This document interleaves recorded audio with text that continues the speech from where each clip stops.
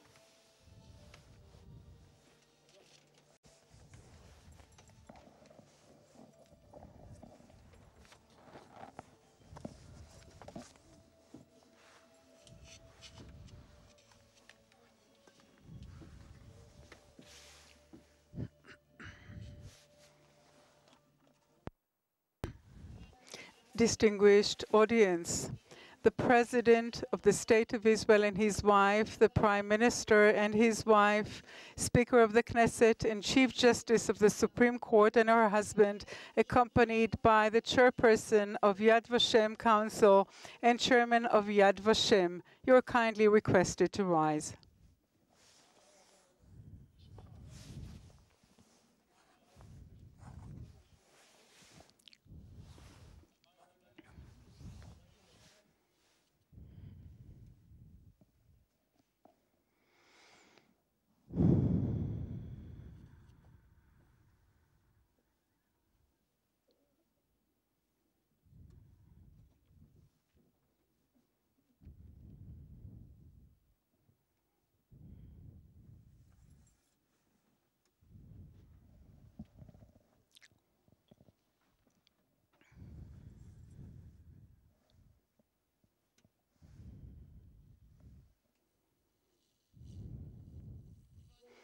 His Excellency, President of the State of Israel and his wife, Prime Minister and his wife, Speaker of the Knesset, Chief Justice of the Supreme Court and her husband, Honorary Chief Rabbis of Israel, Chairman of Yad Vashem Council, Chairman of Yad Vashem, Chairwoman of the Organizations of Holocaust Survivors in Israel, members of the Diplomatic Corps serving in Israel, Holocaust survivors from Israel and overseas, family members of Righteous Among the Nations, distinguished audience, one and all.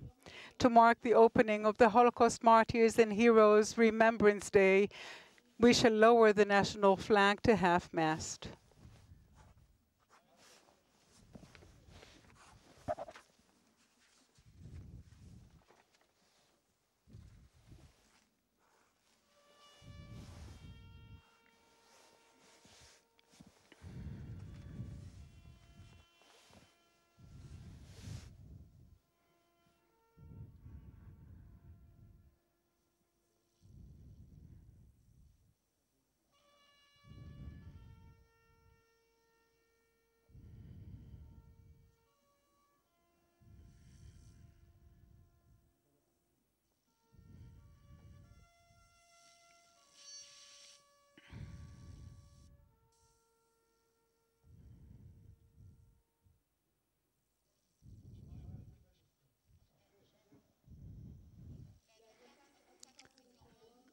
I'm honored to invite Chairman of Yad Vashem Council, Rabbi Israel Meir Lau.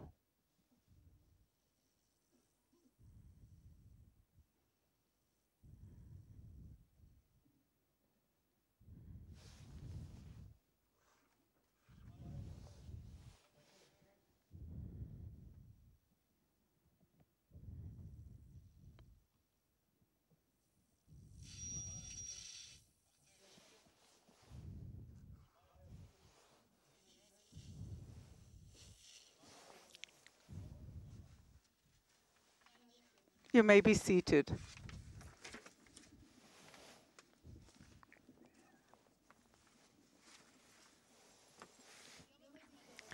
The Holocaust Martyrs and Heroes Remembrance Day 2018 is titled 70 Years of Remembering and Building Holocaust Survivors and the State of Israel. We already knew what death was. And being fully aware of what it was, we volunteered to come and to fight for the establishment of this country. It didn't just happen to us. We made it happen. This was our choice. This is how Holocaust survivor Moshe Zanbar of blessed memory describes his decision to immigrate to Israel. As soon as he arrived in Israel in 1948, Moshe was recruited to fight in the War of Independence. Later on in life, Moshe served in key positions in Israel's economy. At the end of the war, most Holocaust survivors chose to put all they had in building their life, and to many of them, Israel was their only choice. From the day they arrived, these survivors worked on two parallel tracks. wearing for and contributing to the building of the State of Israel and shaping the Holocaust remembrance and its preservation. These Holocaust survivors were quickly recruited to the defense organizations, the Palmach, Etzel, and Lehi, and after the establishment of the State of Israel, joined the Israel Defense Force. They were also the first ones to conduct Holocaust research, to establish museums and commemoration institutions, and they were the ones who wrote the community memoirs, the Yizkor books. As people who had first-hand experience of the Holocaust, the survivors knew its real meaning and were fully aware of their duty to document it. This was their mission, their commitment to those who were murdered. They therefore took active part in legislative bills that aimed to secure the place of Holocaust remembrance in the State of Israel for all eternity. Holocaust survivors became an integral part of Israeli society and left their noticeable fingerprints in many a field. The settlement of the land, industry, science, economy, law, academia, and culture.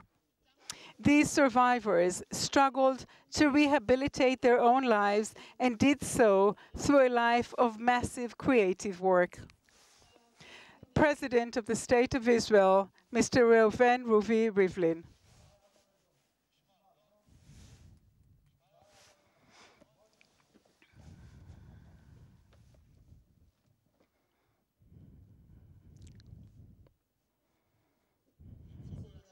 Holocaust survivors, Mr. Prime Minister Benjamin Netanyahu and his wife, Speaker of the Knesset Yuli Edelstein, Chief Justice of the Supreme Court, Justice Esther Chayut and her husband David, Chief Rabbis of Israel,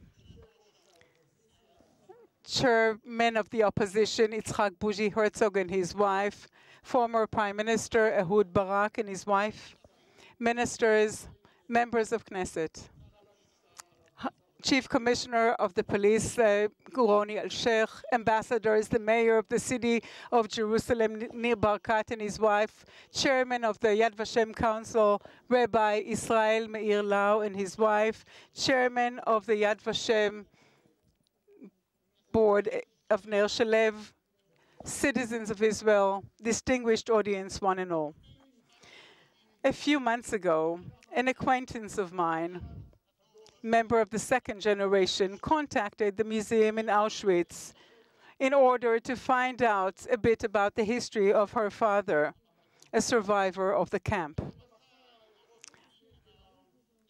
She knew by heart every detail of his journey to Auschwitz-Birkenau, what happened in the camp and what happened afterwards. She knew this from her childhood. She could tell about the starvation, about her fighter grandfather who died in the ghetto, the action, the younger sisters of her father who were torn one morning from their mother for good, the rattling of the trains and those who froze to death in the open cars of the train, the smoke coming out of the crematoria, the selection and the number on the arms.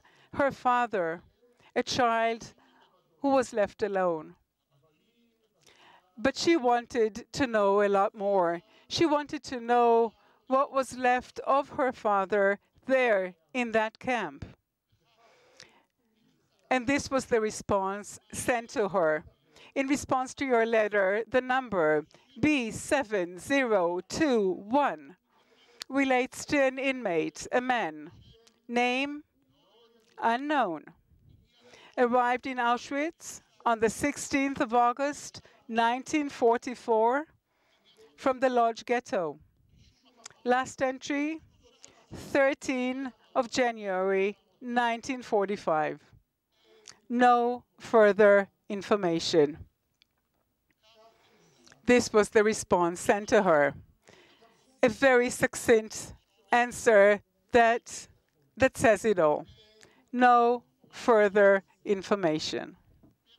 In one moment, her father, whom she loved more than anyone else, Meir Kotas, who is here with us tonight, and may he live long, he was reduced to an unknown name, to a number. In one moment, with this blood-freezing Nazi efficiency, all the love, all the memories, all the dreams, all the fears and all the pains, entire lives of grandfathers and grandmothers, of mothers and fathers, children and toddlers. They were all reduced to a number. Those who were exterminated immediately upon arriving in Auschwitz did not even manage to get a number. Nothing was left of them, not a name and not an entry. Distinguished audience, early in the morning, on the 75th anniversary of the Warsaw Ghetto Uprising and the 70th anniversary of the establishment of our country, the State of Israel, I shall embark upon a trip to Poland together with the heads of the security establishment and the Israeli delegation, and we shall join the March of the Living. There, on European soil, on the ashes of our brothers and sisters, we shall say very simply, there is a Holocaust, and there are those who try to deny its existence, and there are those who try to make us forget about it. And the difference between these and those are the truth. Citizens of Poland, just like citizens of France, the Soviet Union, and other countries, were killed and were murdered by Nazi Germany in a very brutal war, in the Second World War. We, the Jews, were slaughtered in the Holocaust. A Holocaust whose sole purpose was to annihilate the Jewish people from the face of the earth. A Holocaust that took place not only in the concentration and extermination camps, but also in the death pits, in the ghettos and the pogroms. A Holocaust that included the massacre and the murder and the death by torture of 1.5 million children and babies whose sole sin was the fact that they were born Jewish. Our memory, members of the Jewish people, is exactly the opposite of this Nazi haste. All that Amalek has ever done to us has been etched in our memory. It is the memory of an ancient people.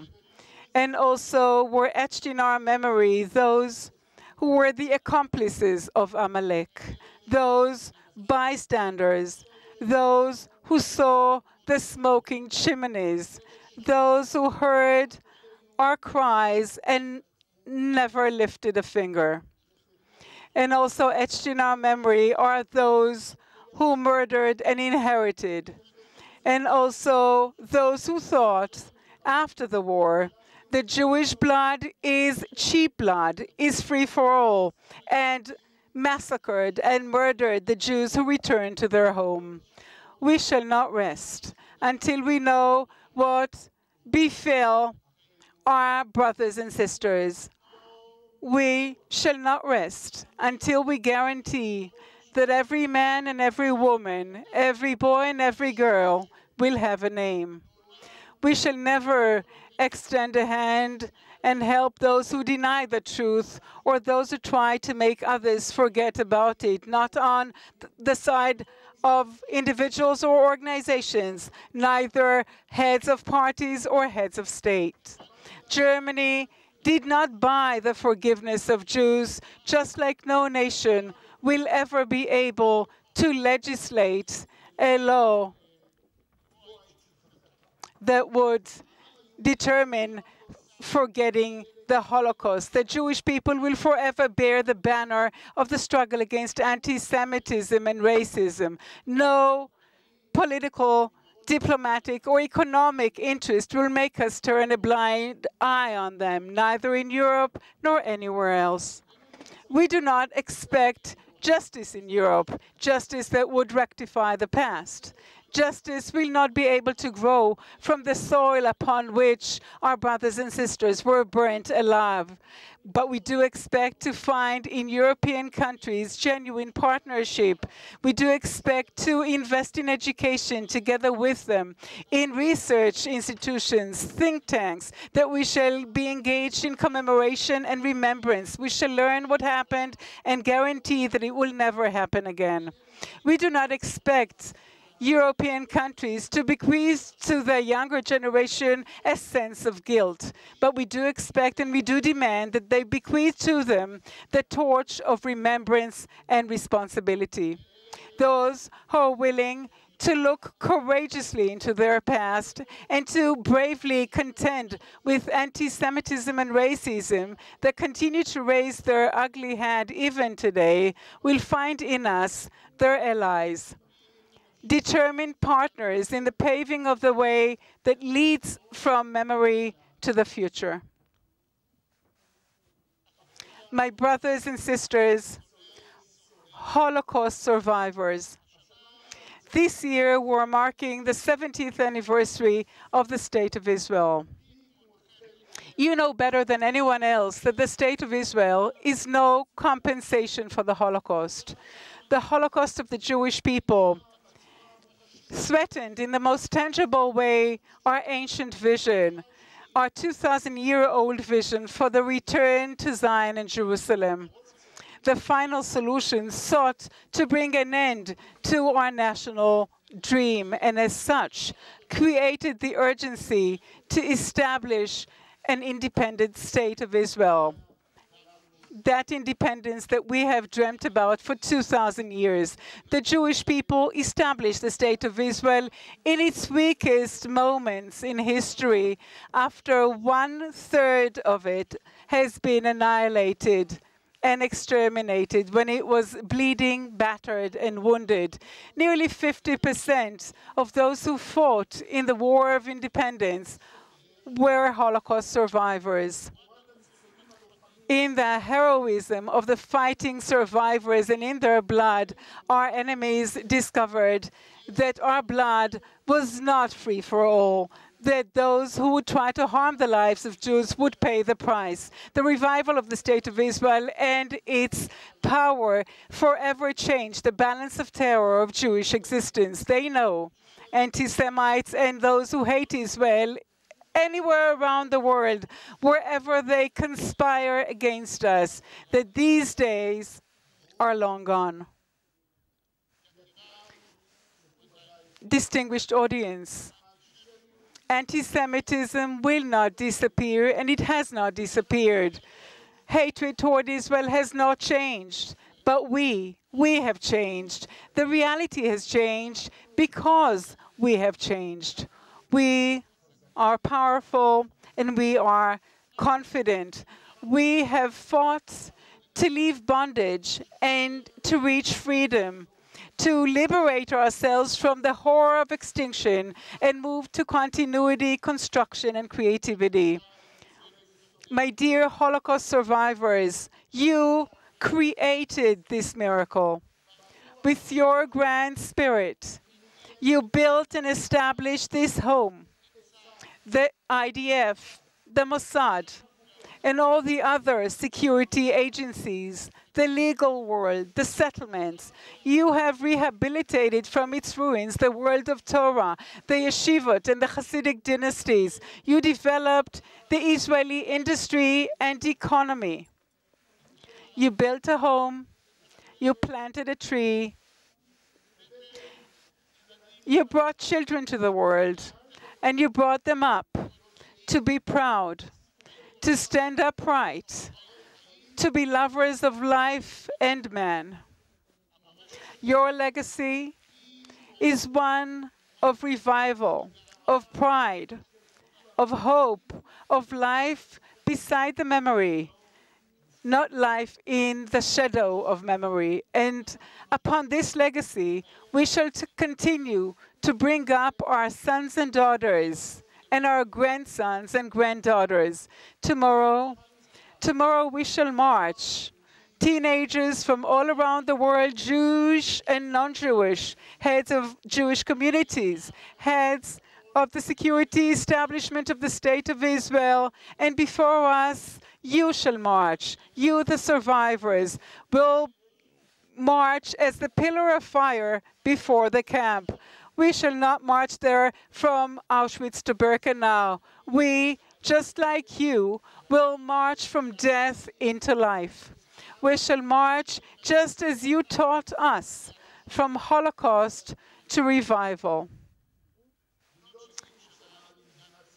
Upon the 70th anniversary of the State of Israel, we pray that we will know how to behave with the very same commitment, with that greatness of spirit, based on the same values of national pride and the love of men, that we will demonstrate that same leadership that you demonstrated, that we will continue in the work of building this country and this land for the sake of future generations. Thank you. Thank you for all that you did for us, all that you did for the State of Israel, all that you did for the Jewish people. Earth, do not cover the blood of our sisters and brothers. May their memory be forever cherished in the heart of our people from generation to generation.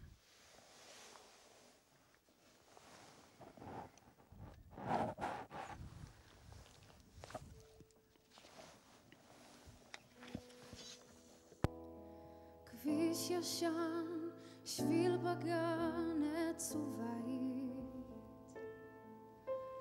אבא כאן, אמא שם, כאן נשארתי. מה שהייתי פעם מזמן. מה שעכשיו, ילדות נשכחת. צריף ירוק, לא רחוק בית הספר.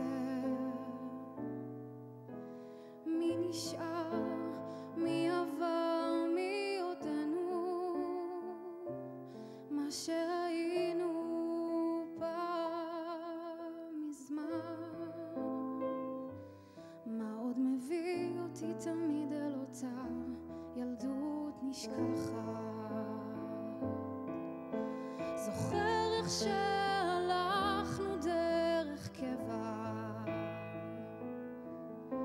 לאורך הרחוב המתרוקן. דבר לא השתנה, רק פה ושם דוהה הצבע. אולי זה רק הלב שמזדקן. עוד שנה כבר למדנו מי אני, מי אתה, כבר איבדנו מה שהיינו פעם מזמן. מה עוד מביא אותך תמיד אל אותה ילדות נשכחת. זוכר איך שהבטחנו בלי לדעת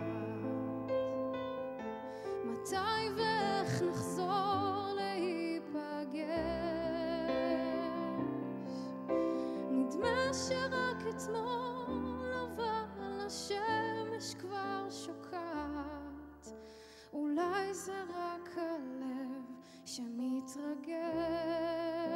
שביל בגן, עץ ובית. אבא כאן, אמא שם, כאן נשארתי. מה שהייתי פעם מזמן. מה עוד מביא אותי תמיד אל אותה ילדות נשכחת.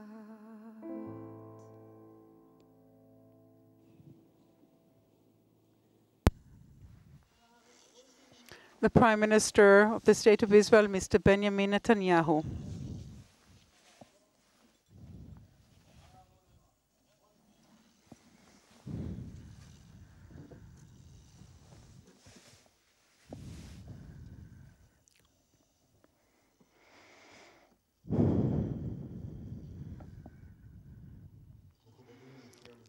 President of the State of Israel, Reuven Rivlin, and his wife, Speaker of the Knesset, Mr. Yuli Edelstein, Chief Justice of the Supreme Court, Justice Esther Chayot and her husband, Chairperson of the Opposition, Yitzhak Herzog and his wife, ministers, members of Knesset,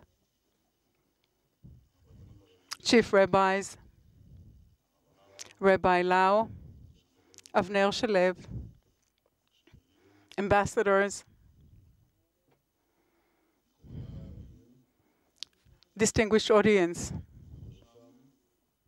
and first and foremost, Holocaust survivors,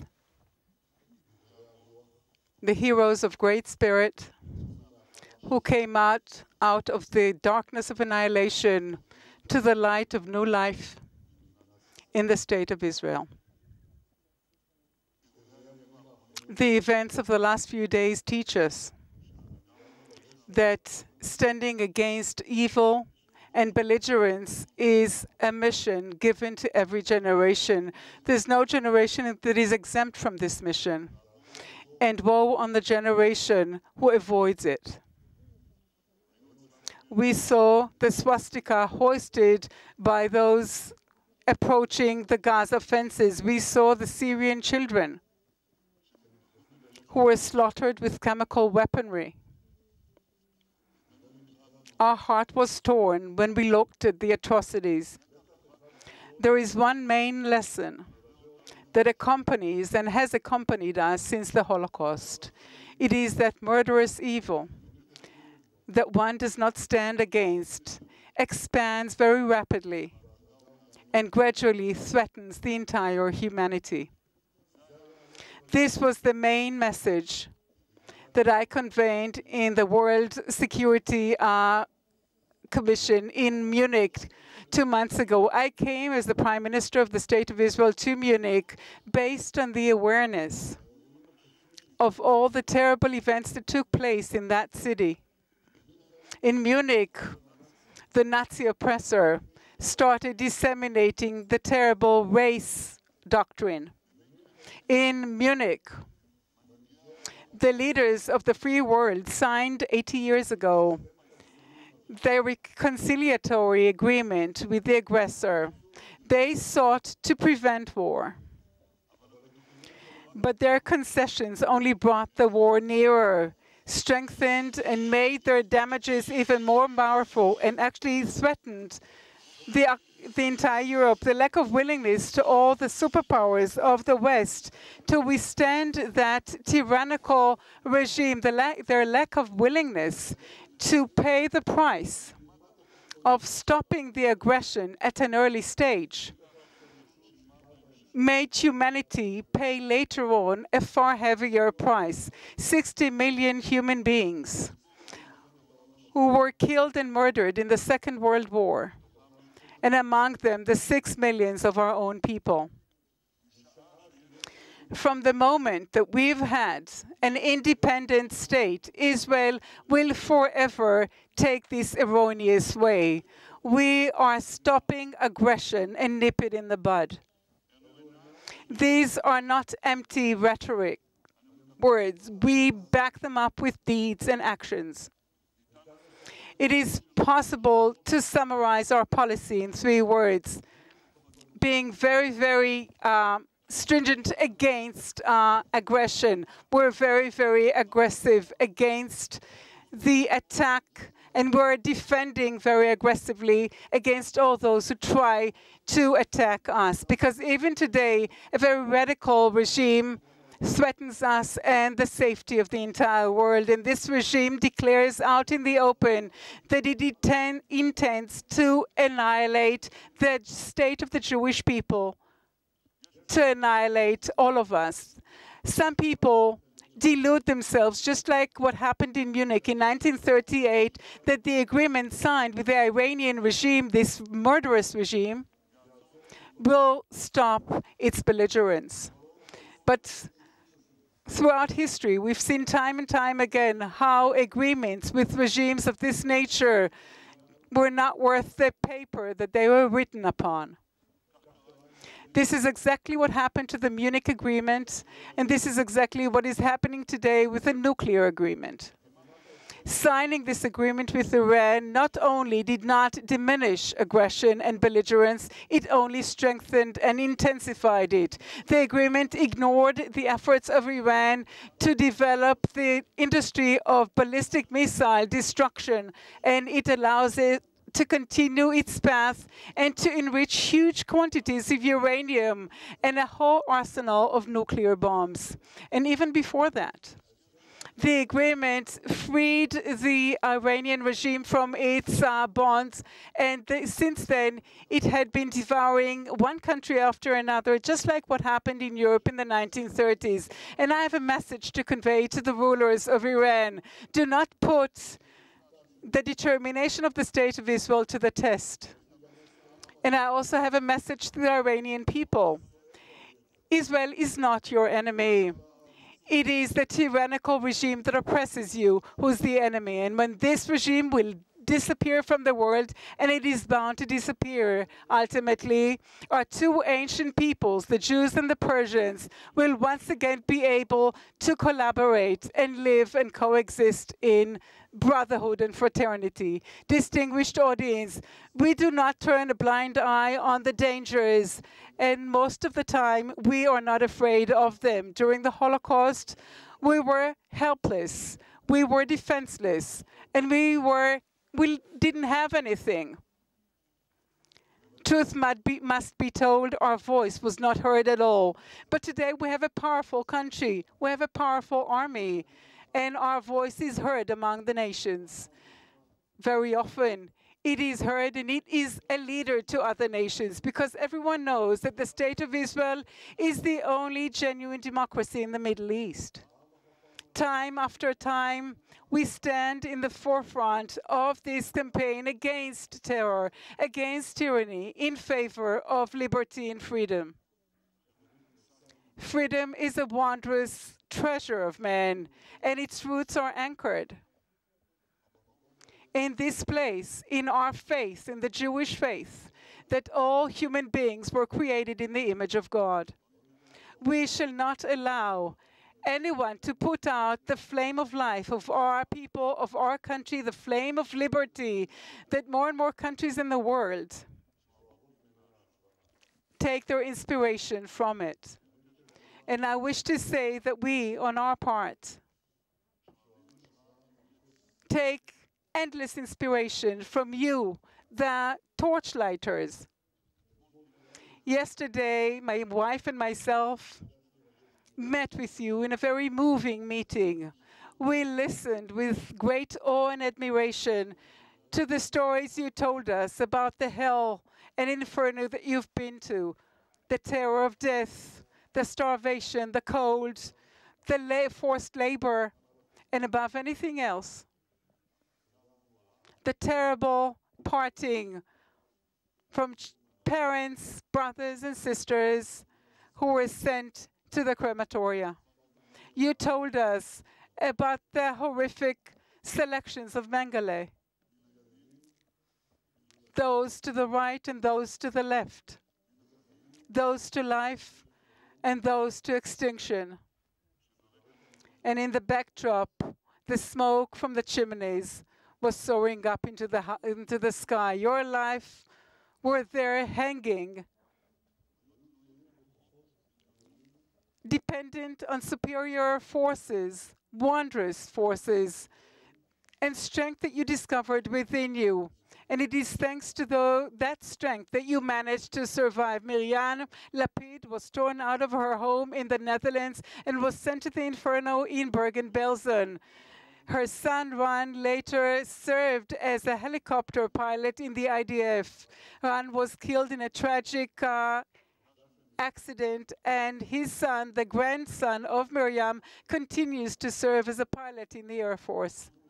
Shmuel Bokler was in Auschwitz and other extermination camps, and even after the war, barbed wire surrounded him in the prisoners' camp in Cyprus and Jordan after he served in Gush Etzion. Shmuel came out of every barbed wire. He came out of every dire strait he ever found himself in. He was a senior officer in the Israel police.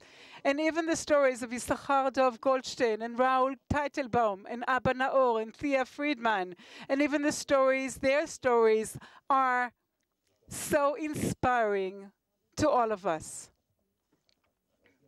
My wife told you yesterday, you Holocaust survivors, all of you were heroic children. Children who were heroes with a great force of life. No less important is that your robust spirit was passed on to boys and girls, grandsons and granddaughters who deepen their roots in our homeland. Dear torchlighters, you represent the sublime story of the people of Israel, that torch that would never be put out. We have come upright out of the ashes, and in joint forces, we have established a glorious country, a strong, a powerful, progressive country, a thriving country. You feel better than anyone else that every day in this thriving country is a real miracle. This is what you told us. Nothing is taken for granted. You said that. You said we are happy and overjoyed to live in Israel. And this is why I wish to tell you, in this place, at this time, on the eve of the opening of the Holocaust Remembrance Day, that I look at you, the survivors, and I look at the IDF soldiers standing right next to you. It is our great fortune that we live freely in our own country. It is our great fortune that we have the privilege of defending ourselves with our own power. The revenge for the Holocaust is the revival of our people. The stature of our own country, and God willing, and thanks to the determination and the faith, we will be here forever and ever. What gives us that faith, what gives us that hope, is that heroism. The heroism of the survivors, the heroism of those who joined the uprising of the ghettos and the camps, who before their eyes saw the existence and the dignity of the Jewish people. And we are given the opportunity to realize their dream here in Zion, in Jerusalem, in the land of Israel that celebrates 70 years of independence. May the memory of our sacred brothers and sisters be cherished in the memory of our nation for all eternity.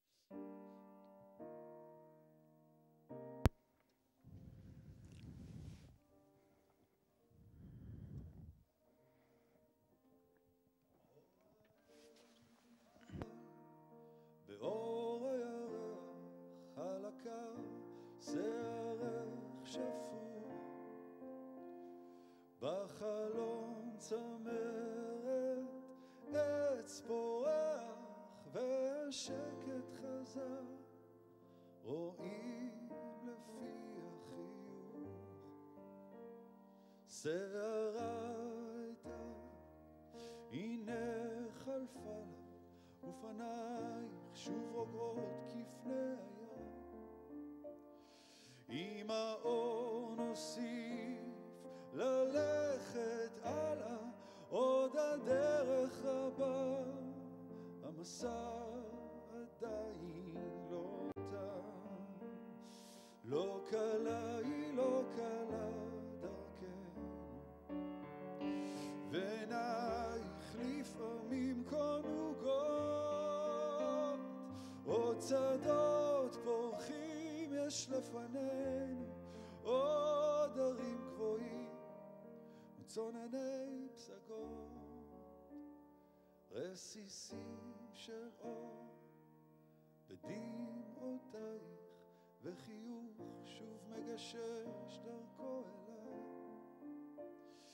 כל הטוב עודנו לפנייך, שימי ראש על כתפי, תני לי ידך בידי, עוד מעט איתה הנר יקבור, עוד מעט יובס השקט המבורך. המולת היום תתחיל לבקוע, לא תלכי לבדך, אני אהיה שם איתך. לא קלה היא לא קלה דרכנו, ועינייך לפעמים קונוגות, עוד שדות פורחים יש לפנינו, עוד הרים גבוהים וצונני פסגות. לא קלה היא לא קלה דרכנו, ועינייך לפעמים קונוגות, עוד שדות פורחים יש לפנינו, עוד הרים גבוהים וצונני פסגות. אור הנר נמהר באור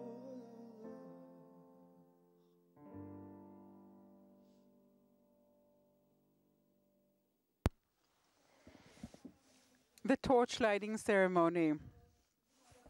6 torches will be lit to commemorate the 6 millions, our brothers and sisters who were murdered by the Nazi Germans and their accomplices, and in honor of all Holocaust survivors who reclaimed their lives and became an integral part of the collective effort to build and establish the State of Israel, and were key partners in the preservation of the memory of the Holocaust and bequeathing it to future generations. The torchlighters will be accompanied by their family members. The first torch will be lit by Miriam Lapid from Deventer, the Netherlands. One morning, I was in school. The Germans came and ordered the principal to evict all the Jewish children. The principal tried to resist, but the Germans beat him, and I had to leave school.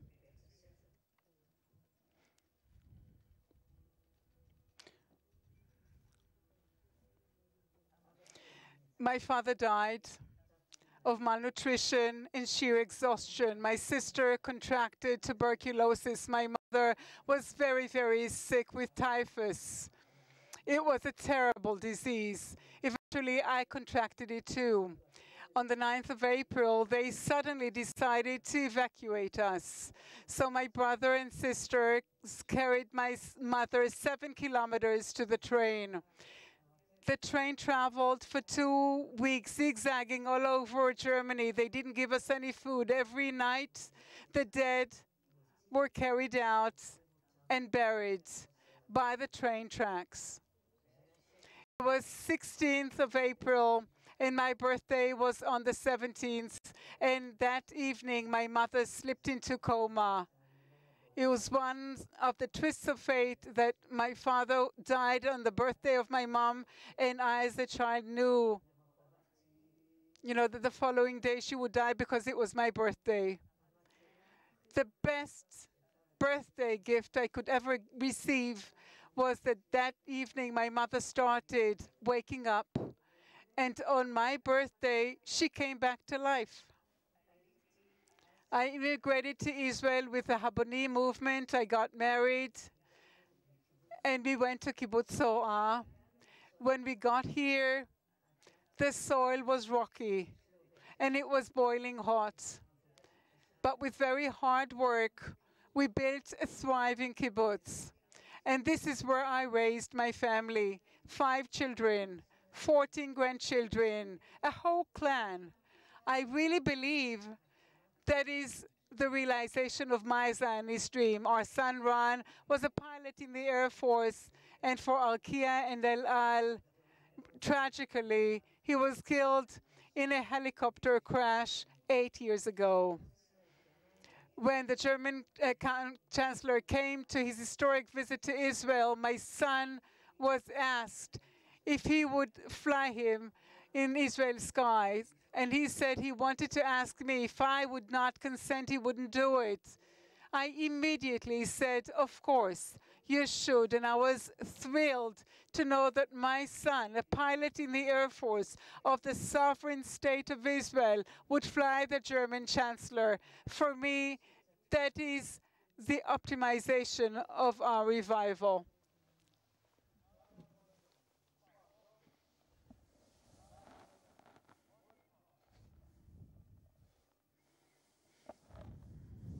The second torch will be lit by Shmuel Bogler from Bodogels to Hungary. When we arrived in Auschwitz, we were in a state of shock. When we got off the train, we didn't know what to expect. We didn't know we'd be separated.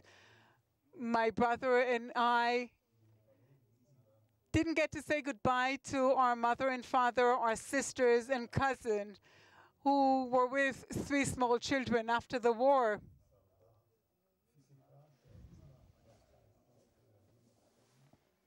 שמאלה, כלומר להשמדה. אין שום תמונה לא מאבא ולא מאמא. ביום כיפור בשנה שעברה באתי מבית הכנסת להפסקה, ישבתי בכורסה ונרדמתי, ואימי באה בחלומי. פעם ראשונה ופעם אחרונה. שרדתי את אושוויץ ואת מחנות העבודה ברעב ובעבודת פרך. עליתי ארצה על עלייה בלתי לגלית. האנגלים כבשו את האונייה, לקחו אותנו בכוח לקפריסין. בקפריסין הגעתי ארצה ב-1 באוקטובר 47. אני התגייסתי לפלמ"ח, למרות שלא נקראתי, כדי להילחם בשביל המדינה הצעירה שהיא עומדת לקום.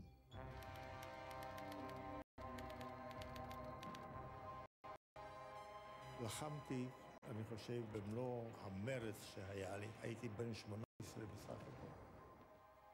ויום לפני שנכבש הגוש בלילה, מודיעים לנו מירושלים, עליכם להישאר בעמדות, ולמחרת אתם הולכים לשבי כי הגוש נכבש. אבל במשך הלילה, אני הייתי במחנה ריכוז, הייתי בקפריסין. עכשיו אני הולך לשבי, ריבונו של עולם.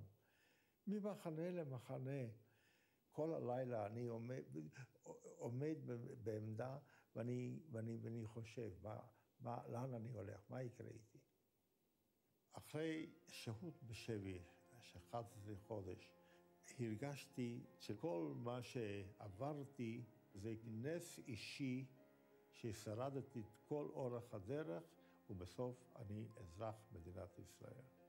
שהנה הגעתי למדינה שלי, ואני יכול לעזור בתקומתה. ואכן התגייסתי אז לשירות משטרת ישראל.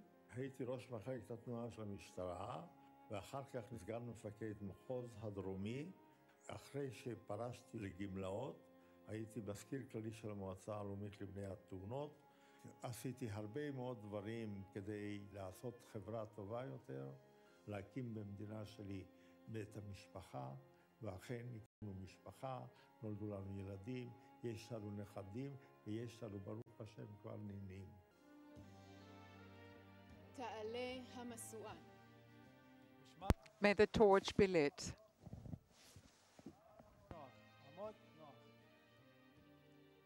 משואה שלישית, תעלה דוקטור. The third torch will be lit by Dr. Thea Qualenberg-Friedman from Chernowitz, Romania. בצ'רנוביץ, הם הלכו לרובע היהודי, צעקו כל הגברים החוצה. אבא שלי החליט שהוא לא יוצא והוא יתחבא, לקחו את כל הגברים לבית הקברות, שם ירו קודם ברב הראשי, דוקטור מרק, ואחר כך העמידו את הגברים בשורה וירו בכל גבר עשירי. הגברים שנשארו בחיים ניסו ללכת הביתה, הרומנים הכריזו עוצר, ובדרך הרבה נרצחו. אנחנו היינו במרתף ושמענו את הצעקות של האנשים ואת היריות, וככה התחיל הגיהנום.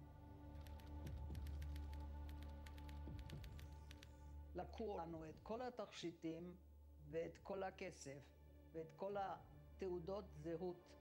ברגע נהפכנו לאנשים ללא זהות. הרפסודה הביאה אותנו לעיירה מוגילב, ואז שמו אותנו בשיירה, ואני במקרה הצלחתי לצאת רגע מהשיירה, פגשתי מכירה שאמרה שמכל יום בשיירה אחרת, ואם אנחנו נלך עם השיירה הלאה, אין לנו סיכוי להישאר בחיים. ואז הצלחנו להישאר שם. במוגילב היה עונש מוות מי שיוצא מהגטו. אנשים מתו מרעב, מקור, ממגפה של טיפוס שהייתה נוראי, ובגלל הצפיפות שכבו בשורה ולא שמו לב שמישהו ביניהם מת. אנשים מתו כמו זבובים. עד היום לא הצלחתי לשכוח את הזקן לבוש בשק עם עגלה פתוחה שעצר בכל בית ושאל אם יש מתים, וזרקו אותם שם לעגלה. להגיד לך שאני הרבה פעמים עוד חולמת, כמה שאני מזדקנת, אני חולמת הרבה יותר על מה שעבר. חלמתי להגיע ארצה, שיהיה לי סוף סוף ארץ משלי. דרך תנועת גורדוניה הכרתי את בעלי. בעלי היה ציוני, מאוד נלהב, הדביק אותי וישבנו בבית סוהר בגלל זה. יוסף ואני למדנו רפואה ברומניה, 8 שנים חיכינו עד שסוף סוף קיבלנו אישור לצאת מרומניה. רציתי להיות רופאה מגיל 6, עבדתי עד גיל 82 בתור רופאת עיניים, כיום אני בת 94. בעלי היה אחד המייסדים של רפואת המשפחה בארץ, הבן שלי הוא גם רופא, האושר הכי גדול שלי זה הנכדים, שאני מקווה שאחד מהם יהיה גם רופא. תעלה המשואה. May the torch be lit. משמר, דום. משמר יעבור לנוח. עמוד, נוח. משואה רביעית. The fourth torch will be lit by Raoul Teitelbaum from Prizren, Kosovo, Yugoslavia. מברגן בלזן. אמא שלי תפרה לי את זה על החזה. ב-41 הייתי בן 11. אנחנו היינו בקוסובו תחת כיבוש איטלקי. זה קצת כמזלנו, כי איטלקים לא אספו יהודים. המשפחה שלי הצטרפה לפרטיזנים. אבא שלי כרופא טיפל בפצועים בכפרים אלבניים. אני הדבקתי כרוזים וגנבתי נשק. כשאיטליה נכנעה בסתיו ב-43, נכנסו הגרמנים, כבשו את כל האזור ולקחו אותנו לברגן בלזן. בברגן בלזן היה נורא. שכבנו בצריפים ומתנו. היה לנו טיפוס, כולם. הרבה מתו, הרבה מתו. בהתחלה אספו את הגוויות ובהמשך השאירו אותם בחוץ. זה ציור שציירתי על ברגן בלזן. סחבות שהייתי לבוש. מנת לחם הלכה וקטנה, ולבסוף קיבלנו מנה בגודל של קופסת גפרורים. אחר כך גם את זה לא. אני חי בזכות אמא שלי. פיסות לחם האחרונות שקיבלנו הייתה דואגת לי. אבא נפטר מטיפוס בבית חולים כמה ימים אחרי שחרור. קברנו אותו בקבר אחים בגרמניה. אביב 45, אביב אבוד. של אנשים שהיו מספרים, של מספרים שהיה להם שם והשם נטשם. זה שיר שאבא שלי כתב לפני כמה שנים ואני הלחנתי, אבל בגלל שאבא שלי הוא אדם אופטימי, אז הוא סיים במשפט הבא. והנה באביב יש מי שחוזר, להתחיל מחדש, להחזיר לאביב ניחוח תקווה. גם אשתי, זיכרונה לברכה, הייתה ניצולת שואה. בנינו משפחה קטנה ומלוכדת. יש לנו 2 בנות, 2 חתנים ו4 נכדים. אני הייתי עיתונאי הרבה שנים. עיתונאי כלכלי, כתב בכנסת וגם כתב בגרמניה. החלטתי שאני אחקור ואכתוב על השואה כדי שיזכרו ולא ישכחו, ושכולם ידעו על תרומת הניצולים בכל תחומי החיים. אני הייתי בין אלה שניסחו את מנשר ניצולי השואה. אחד המסרים המרכזיים של המנשר, למרות שהיינו קורבנות, לא הפכנו לשונאי אדם. אל תעשה לחברך מה ששנוא עליך. תעלה המשואה. May the torch be lit. שמע, אדום.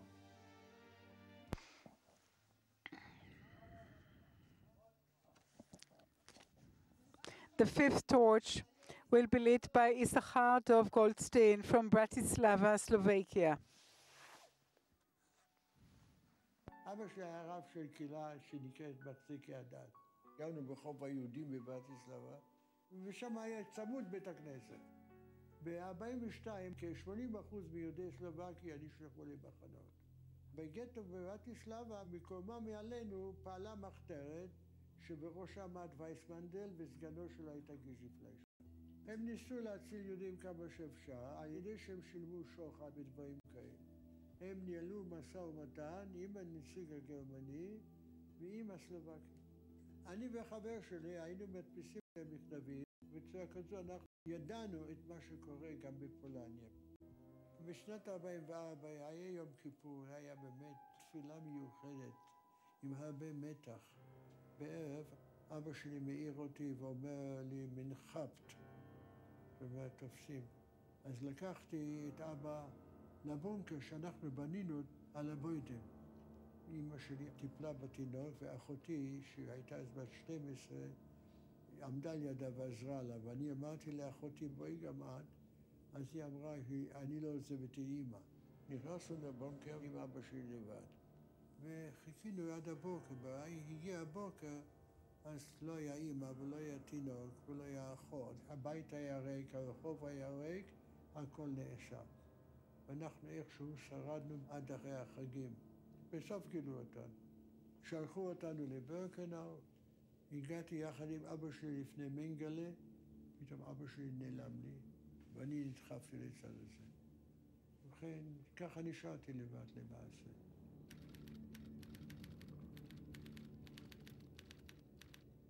היות והיינו קבוצה שמברטיסלבה, כולם חבר'ה דתיים, אז ניסינו לשמוע על כמה שאפשר, היינו מתפללים מדי פעם, והיינו שומעים, למשל, ערב פסח הצלחנו להשיג חופן קמח, ואפינו מצה קטנה, בחנוכה עם קצת שמן שהבאנו מהמפעל, והדלקנו נר לחנוכה אחד. ניסינו לשמור על הרוח היהודית שלנו, וזה לא נתנו להם להשמיד לנו.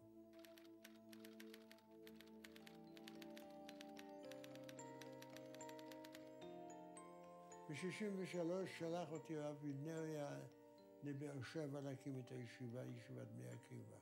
כשהגענו שם, היה שם חדר, בלי טיח, בלי חשמל, אבל התחלנו ללמוד. בסוף השלב לאט לאט הישיבה התפתחה, היום היא ישיבה פורחת. אחר כך באתי לבת ים, והייתי מורה בבית ספר תיכון. כל חיי התעסקתי בחינוך. גידלתי דורות של תלמידים. הקמתי משפחה, יש לי 3 ילדים, 7 נכדים ו4 נינים. וזוהי המשפחה שלי שהקמתי בארץ ישראל. וככה שהקמתי את עצמי למעשה.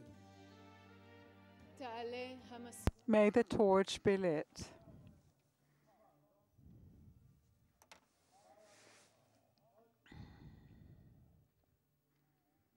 The 6th torch will be lit by Aparna from Kovno, Lithuania. זה היה 28 לאוקטובר 1941. 6 בבוקר כולם חייבים לעזוב את הבתים ולהתאסף שם במגרש הדמוקרטים. עמדו שם 3 של ה-SS, וכל משפחה הייתה צריכה לעבור. והם החליטו רק עם האצבע, ימינה או שמאלה, לך דע מה טוב. היה שם אחד השוטרים היהודים שהיה ידיד של אבא שלי, הוא משך אותו לצד הנכון, ואנחנו אחריו. כמעט 10,000 איש נשלחו לפורט התשיעי, ירו בהם באותו יום.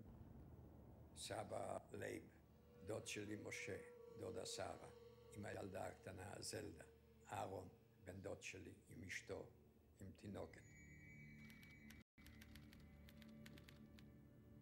חיינו בפחד וברעב. היינו צריכים לסחוב שקי מלט של 50 קילו, 12 שעות בריצה, בלי אוכל. הרבה זמן אי אפשר להחזיק מעמד שם. הרוב מתו. אבל אנחנו היינו קבוצה קטנה שהיינו מקובנה. היינו כמו אחים. ועזרנו אחד לשני, תמכנו אחד בשני. זה עזר לנו להישאר בחיים. אני הגעתי לארץ כי אני חשבתי שאף אחד לא רצה אותנו. ועכשיו תהיה לנו אפשרות לבנות מדינה שלנו. התגייסתי למוסד והשתתפתי במבצע משה שהוביל את יהודי אתיופיה מסודאן לישראל. אנחנו פתחנו כפר נופש. זה היה מקום הסוואה ששם אנשים שעסקו במבצע הזה, הם יכלו להביא את יהודי אתיופיה, לאכוף מבטחים מאיפה שאפשר לעלות אותם לאוניות. משם המבצע התנהל. כניצול השואה, אני חושב שזה היה פרס שאני קיבלתי. ניתנה לי הזדמנות להחזיר את מה שאני קיבלתי בזמנו. גם אותי הצילו למעשה.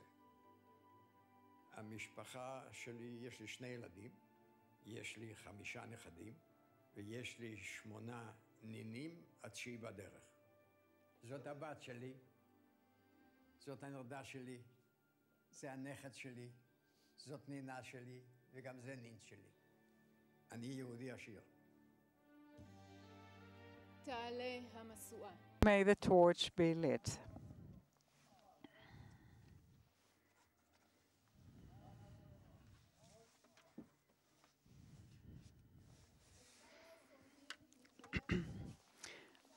Tzipora Naor, born in Poland, will now speak on behalf of the Holocaust survivors. She was the survivor of the Majdanek concentration camp and the Belgian labor camp. She immigrated to Israel in 1950 and was one of the founders of Kibbutz Harel. Today, Tzipora works as a volunteer and translates from Polish testimonials and letters. Tzipora is a member of the Yad Vashem Commission for the Designation of the Righteous.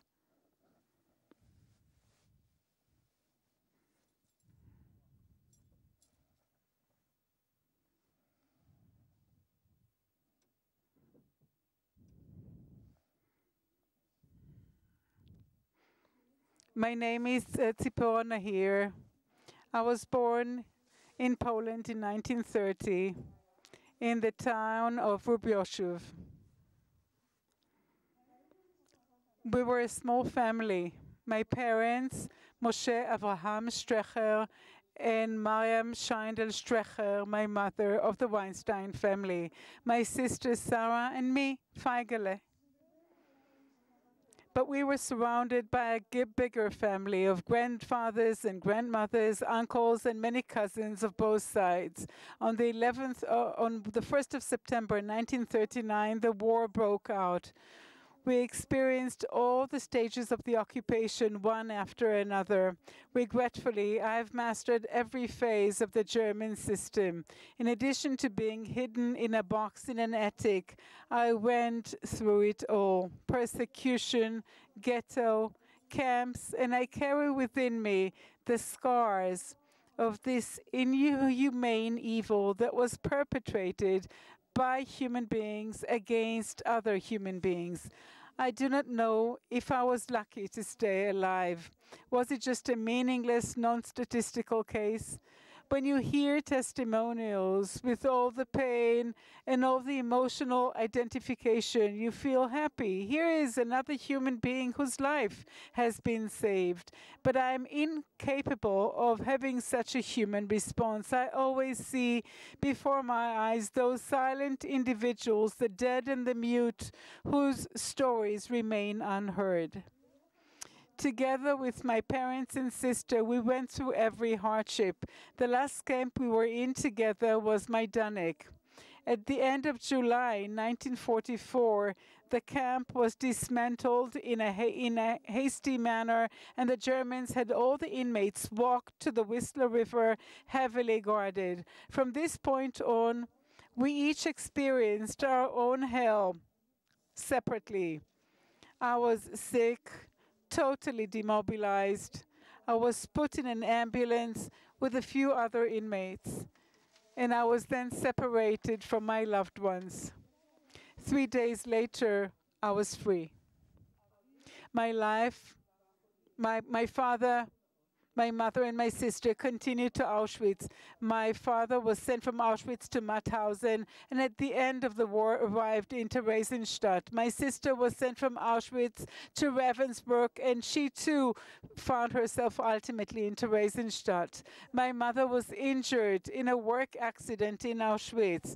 Her leg was amputated, and she remained in hospital in Auschwitz until the day of liberation in January 1945. After the war, we found one another. The nuclear family, father, mother, sister, and myself. And the family was reunited. Distinguished audience, I'm standing here feeling deeply humbled. I'm not allowed, nor am I capable of speaking on anyone's behalf, but I was there. I was a witness to the deterioration of man as a human being, and I will forever carry this warning within me. I immigrated to Israel in 1950. It was my yearning that brought me here, my longing for a home for the Jewish people, the yearning to live a normal life like any other human being. I am happy for being given the opportunity to participate in the construction of this country in the initial stages of our life as a free people in our homeland. I had no demands whatsoever. I raised a family of my own over the years. Despite all that I've been through, it was my wish to live a normal life, to run mundane errands and experience simple, joyous moments. I fused my past with the present. I never denied the past. I never pretended it didn't exist, and I never tried to run away from it. I tried to know more and more and to be humble. I learned that during the war, good people sometimes lost their moral compass without even being aware of it. Before anything else, I choose to see human beings at eye level as having an equal value, the sacred value of life. And now, as we approach the 70th anniversary of the State of Israel, our past suffering warns us 7 times over. Every human being was created in the image of God and has equal rights in this country, in this world. This is the most elementary lesson and the very essence that every human society must learn if it seeks to exist. Thank you.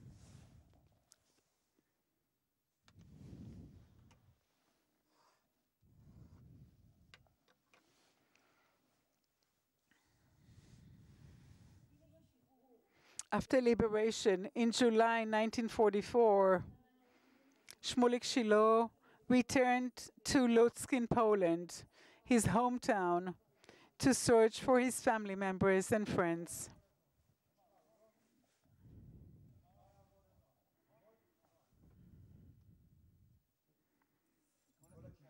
Out of the entire class of 30 children, 4th grade, none remained alive.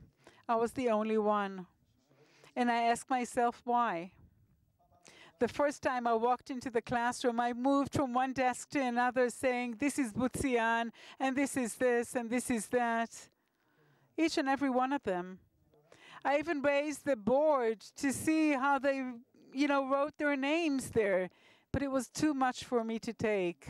As soon as I finished with the last desk, I sat down and broke out crying.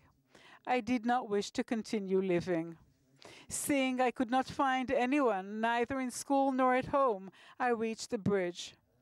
It was the winter, and there was a lot of ice, and I looked down, and my legs gave in, and I told myself, that's it, jump, jump.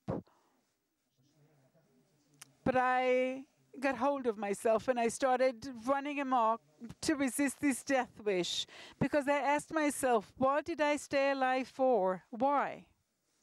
And I still haven't met anyone, and I haven't met my sister who was on the other side of the river where she was hidden somewhere, and I definitely had no desire to live. But a child is a child, and I got over it, and I believe other people did too, and yet others, just like me, because I was no hero. But we were freed. And then, of course, I met my sister. I gave it some thought, and it became clear to us that we were going to the land of Israel. We left Rovno in Passover of 1945. The toughest point was when the train crossed Lutsk. Both me and Nache cried. We cried hard because it was not that pain that we felt because of leaving Lutsk, the town that I loved so much, but the fact that we left everyone in the pits and the knowledge that we would never be back. Our mother, our father, our neighbors and friends were all there. We had to constantly hide our Jewish identity and the purpose of our journey. And so we arrived in Austria, and then we crossed the border illegally. But as soon as we crossed the Austrian border, we saw Jewish soldiers from the Jewish brigade. I will never, ever forget this meeting. It was a life-transforming event, not just another meeting. We were transported from one world into another. And all of a sudden, I had the right to live. There were other people around me who wanted me to live. Here we got our Jewish pride back. The only thing we cared about was to get to the land of Israel and to take part in the establishment of the state of the Jewish people. In December 1946, after the incarceration in Cyprus, Shmulik Shiloh immigrated to Israel, was recruited to the Palmach, and at the end of the War of Independence was one of the founders of Kibbutz Elim. He later became a highly esteemed actor and director. His family members are here with us tonight.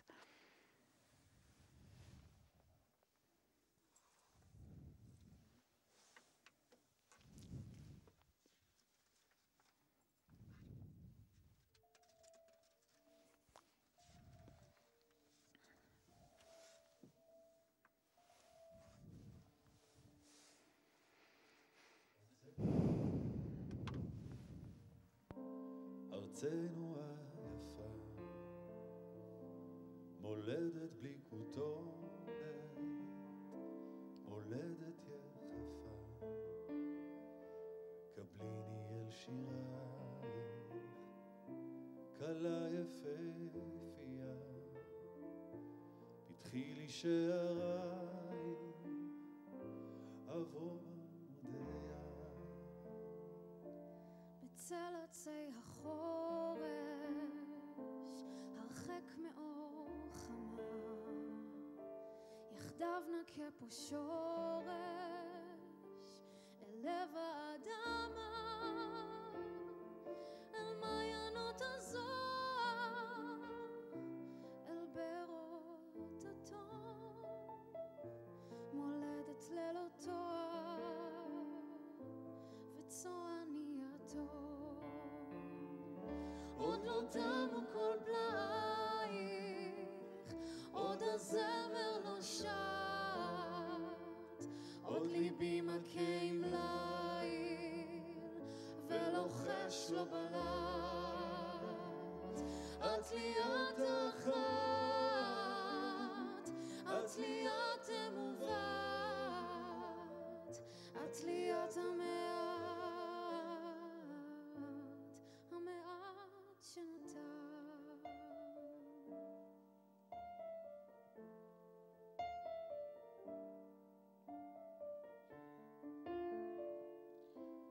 נביע בבגדינו את ריח הכפרים בפעמון ליבנו יקוע דרים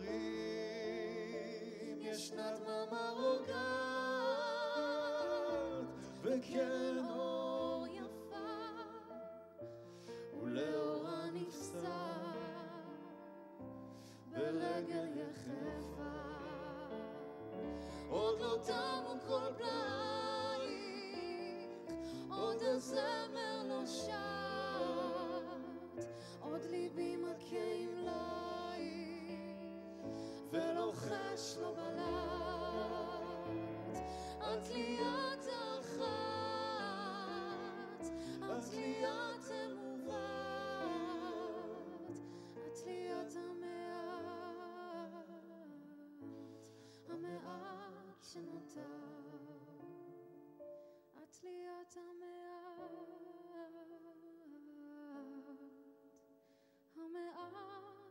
שנותר.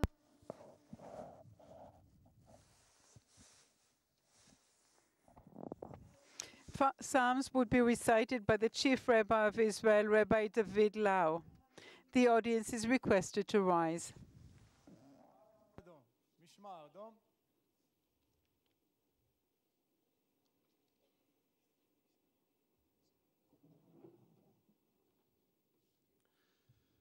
מזמור לדוד, אדוני מה רבו צרי, רבים קמים עלי, רבים אומרים לנפשי אין ישועתה לו באלוהים סלע. על עמך יערימו סוד ויתייעצו על צפוניך, אמרו לכו ונחידם מגוי, ולא ייזכר שם ישראל עוד. שובה אדוני, חלצה נפשי, הושיעני למען חסדך. כי אין במוות זכרך, בשאול מי יודה לך. כי דורש דמים אותם זכר, לא שכח צעקת ענבים. חונני אדוני, ראה עוניי משונאי, מרוממי משערי מוות. עד אנה אדוני תשכחני נצח, עד אנה תסתיר את פניך ממני, עד אנה אשית עצות בנפשי, יגון בלבבי יומם, עד אנה ירום אויבי עלי. הביטה, ענני אדוני אלוהי, האירה עיני פן אישן המוות. גם כי אלך בגיא צל מוות, לא אירא רע כי אתה עמדי, שבטך ומשענתך המה ינחמוני.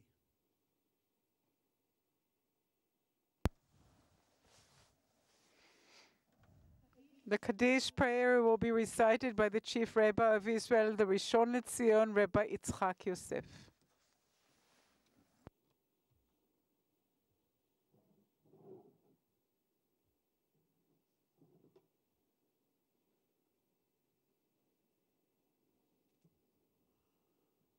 יתגדל ויתקדש שמי רבה, בעלמא דיברה קרעותה, וימליך מלכותה, ויצמח פורקנה, ויקרב משיחה, בחי יחון וביום יחון, ובחיי דכל בית ישראל, בעגלה בזמן קריב, ואמרו אמן.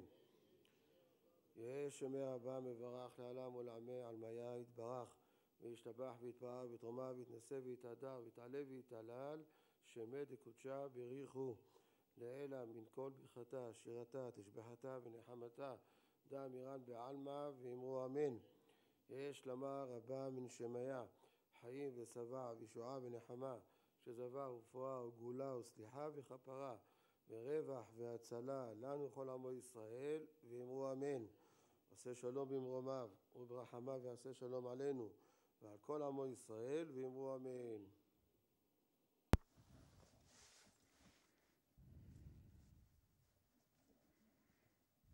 El Maleh Rachamim, God full of mercy, will be recited by the cantor Tzvi Weiss.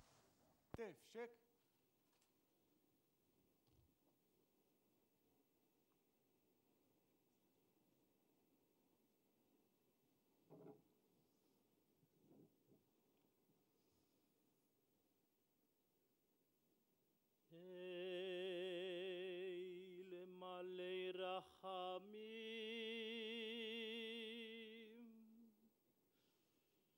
שוכן במרומim,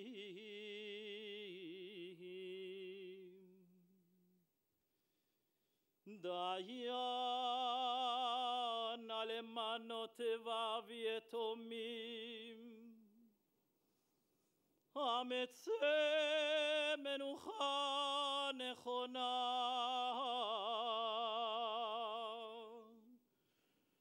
על כנפי השכינה.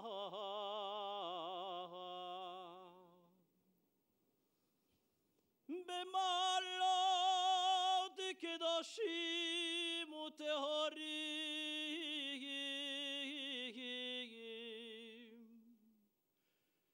כזוהר הרקיע,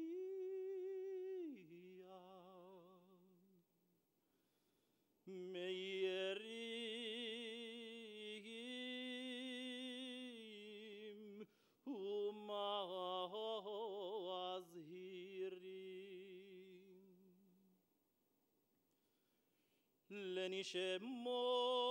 לנשמות 6 מיליונים אחינו ואחיותינו,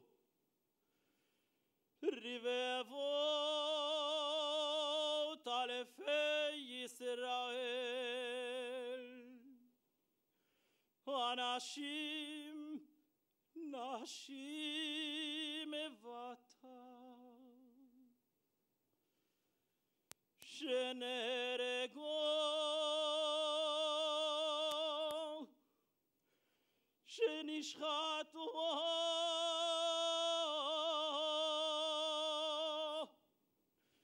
שנשרפו,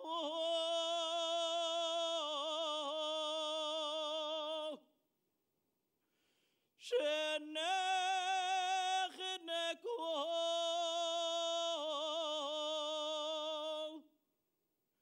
שנקברו חיים, ושהומתו בכל מיני מיתות משונות ואכזריות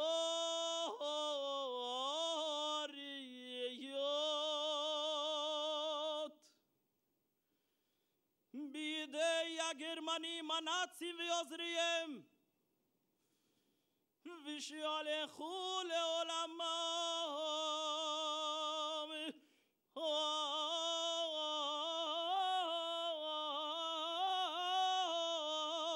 אבל כי ידעו שהשם בעבור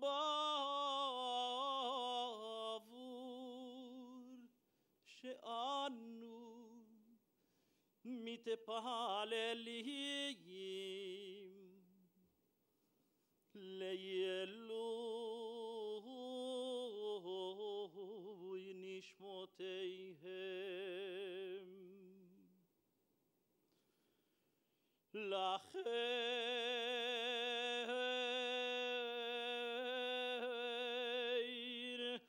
בעל הרחמים יסתירם בסתר כנפיו לעולמים,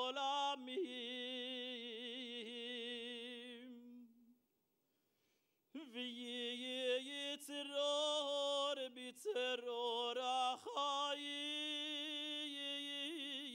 את נשמותיהם בגן עדן תהי מנוחתם,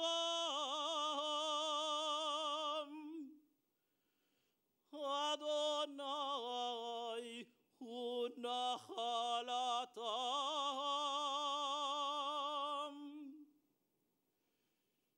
וינוחו ושלום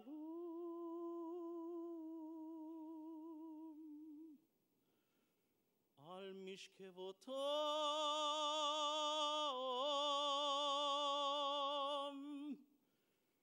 ונאמר אמן.